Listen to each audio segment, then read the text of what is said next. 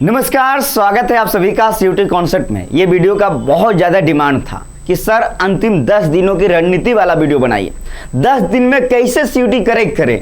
अरे बबुआ, 10 दिन में सीयूटी करेक्ट होगा जी? 10 दिन में देखो सीयूटी करेक्ट नहीं होगा। पहले ही मैं बता दे रहा हूँ, ये वीडियो उन सभी स्टूडेंट के लिए है जो पिछले 2 महीना से लगे हुए हैं, 45 दिनों से लगे हुए हैं सीयूटी के लिए। इतना टाइम तो चाहिए सीयूटी के लिए।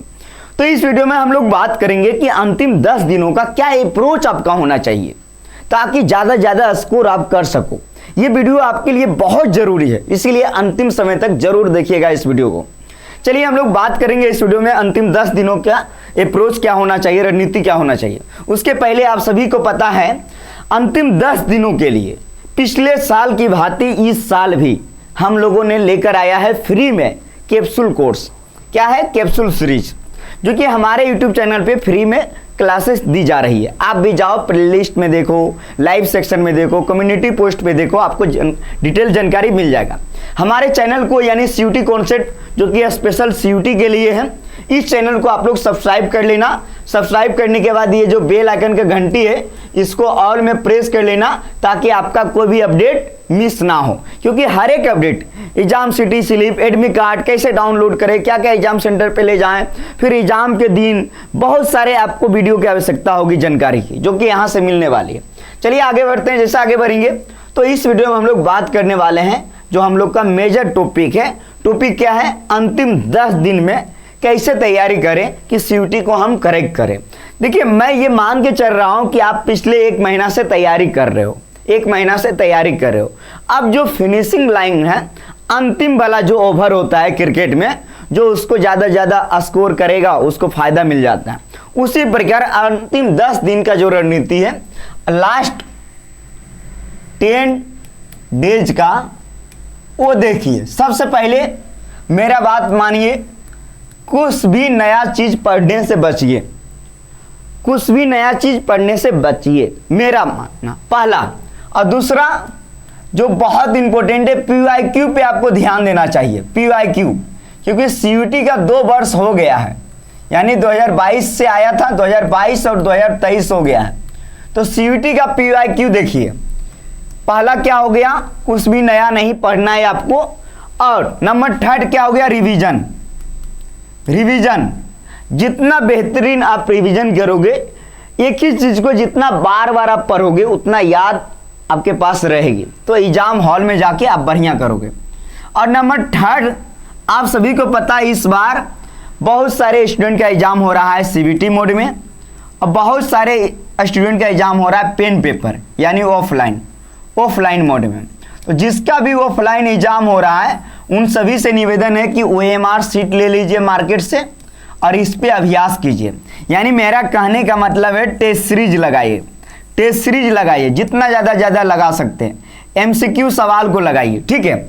ये सब अंतिम दिनों में जो आपको करना चाहिए, अंतिम 10 दिनों में। लेकिन उससे भी ज़्यादा ज़रूरी क्या है, पहले तो आप अंतिम 10 दिनों का एक टाइम टेबल बना दीजिए, टाइम टेबल बना लीजिए, ठीक है, एकदम परफेक्ट टाइम टेबल।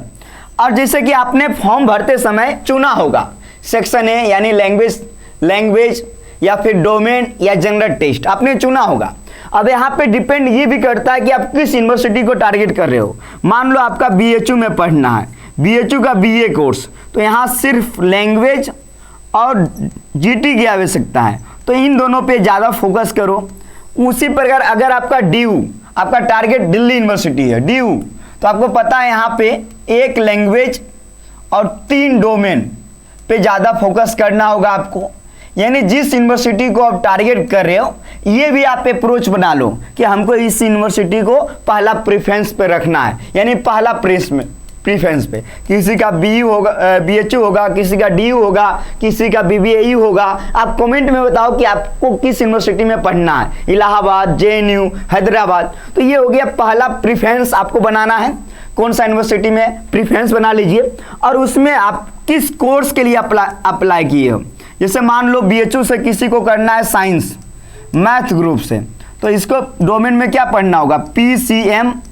तो ये तीनों पेपर पे ज़्यादा ध्यान दे, ज़्यादा फोकस करें, ठीक है, यानी कि यूनिवर्सिटी और उस यूनिवर्सिटी में जो कोर्स लिए उस कोर्स के लिए जो जो टेस्ट पेपर की आवश्यकता था उस टेस्ट पेपर पे ज़्यादा आप ध्यान दो, क्योंकि बहुत सारे ऐसे स्टूडेंट हैं ना जो कि टेस्ट पेपर ज़्यादा से ज़्यादा ले लिए हैं, जबकि उनको लेने की आवश्यकता नहीं था, कम ही टेस्ट पेपर में काम हो जाएगा। तो ये देखना है, टेस्ट पेपर यूनिवर्सिटी को प्रेफरेंस करना है। फिर आपको PYQ पे इसी PYQ सीरीज के लिए हम लोग ने कैप्सूल सीरीज लेकर कैप्सूल सीरीज जो कि हमेशा लाइव लाते हैं अंतिम 10 दिनों के लिए। तो ये जो सीरीज हम लोग लेकर आए हैं फ्री में है, सब लोग आइए देखिए, पहले इस्तेमाल करें फिर विश्वास करें। इसी कैप्सूल सीरीज से बहुत सारे सवाल पिछले साल हूबहू टकराया है, इस वर्ष भी टकराने की संभावना है, इसलिए आप लोगों से मैं कह रहा हूं कि आप कीजिए।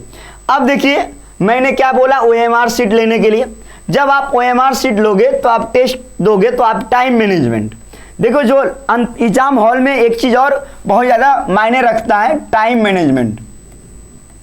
टाइम मैनेजमेंट, क्योंकि बहुत सारे स्टूडेंट टाइम मैनेजमेंट के अभाव के कारण सवाल कम बना पाते हैं एग्जाम हॉल में। आप सभी को पता है GT में 60 सवाल आएंगे और आपको 50 बनाना है। लैंग्वेज की बात करें तो 40 आएगा, 50 आएगा और आपको 40 बनाना है। डोमेन में भी 50 आएगा और आपको 40 बनाना है, कोई भी 40 आप बना सकते हो।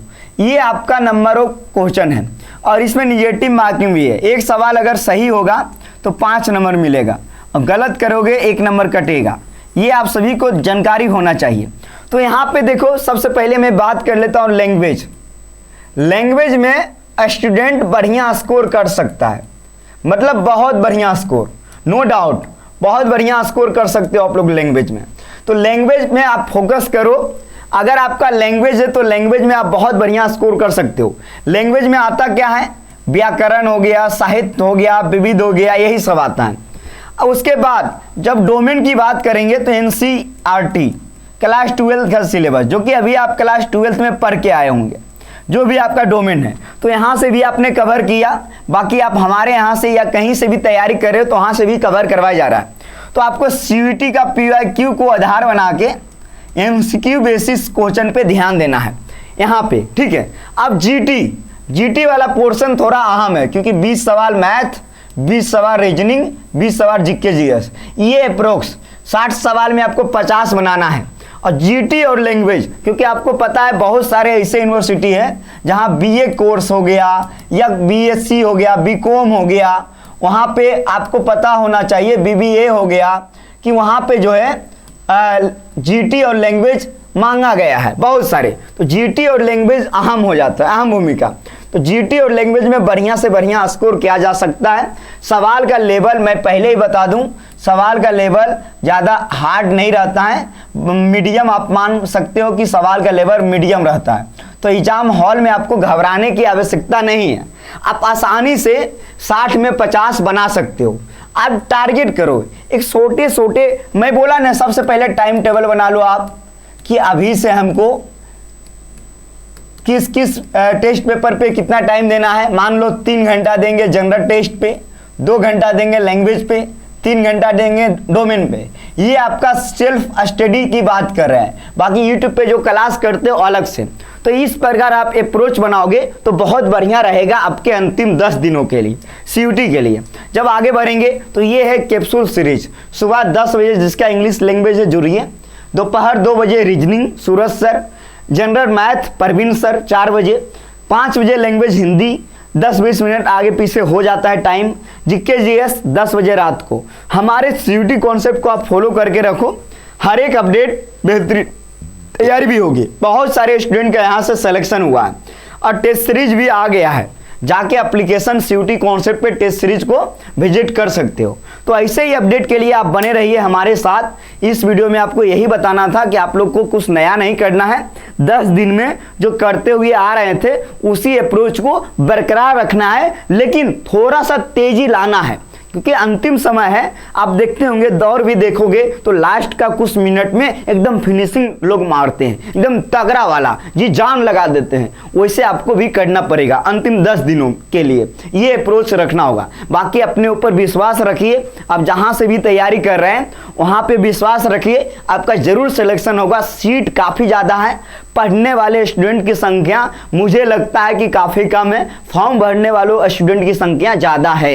इस बात से इग्नोर नहीं कर सकते हो, विश्वास रखिए सिलेक्शन जरूर होगा। मिलेंगे अगले वीडियो के साथ, अगले वीडियो में अगले अपडेट के साथ। लेकिन आप सभी से निवेदन है कि आप सभी लोग कैप्सूल सीरीज को पूरे एंजॉय के साथ कीजिए। बहुत बहुत धन्यवाद। जय हिंद।